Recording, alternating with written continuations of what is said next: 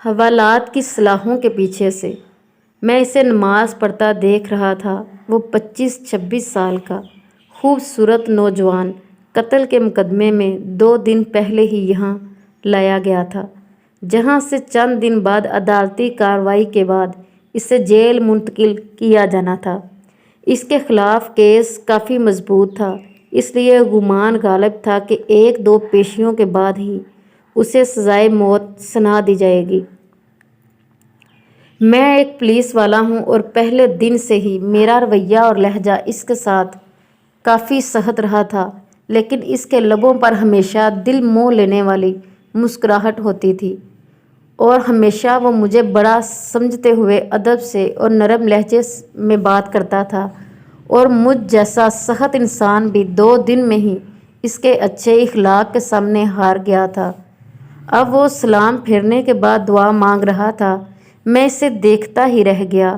وہ اس طرح خشوع و خضوع سے دعا مانگ رہا تھا کہ یوں لگتا تھا جیسے وہ جس سے مانگ رہا ہو وہ بالکل اس کے سامنے بیٹھا ہو۔ دعا کے بعد اس کی نظر مجھ پر پڑی تو اس کے لبوں پر پھر مسکراہٹ نمودار ہوئی۔ وہ اٹھ کر میرے پاس آیا اور ہمیشہ کی طرح میرا حال احوال پوچھا۔ آج خلاف معمول میرا لہجہ کافی نرم تھا۔ باتوں کے دوران میں نے اس سے پوچھا کہ کیا واقعہ ہی تم نے قتل جیسا جرم کیا ہے، کیونکہ مجھے اس کی معصومیت سے نہیں لگ رہا تھا کہ وہ قتل جیسا جرم کر سکتا ہے۔ ایک انسان کا قتل پوری انسانیت کا قتل ہے، تو پھر میں ایسا گھناؤنا جرم کیسے کر سکتا ہوں؟ اس نے مسکراتے ہوئے جواب دیا۔ تو پھر میں نے سوالیہ نظروں سے اس کی طرف دیکھا۔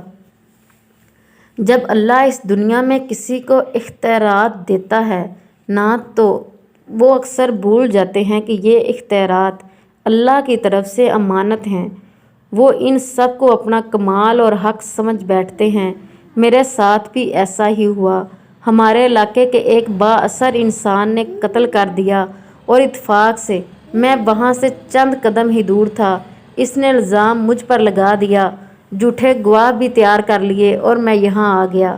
مجھے دکھ سا ہوا تو تمہارے گھر والوں نے کچھ نہیں کیا۔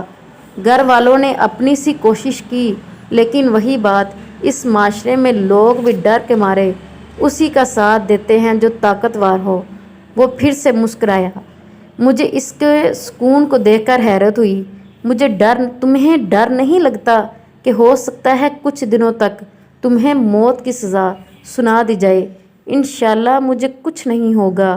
میں نے اس کے آگے اپنی عرضی رکھ دی ہے، جس کے سامنے بڑے سے بڑے بادشاہ کی بھی کوئی حیثیت نہیں۔ اس نے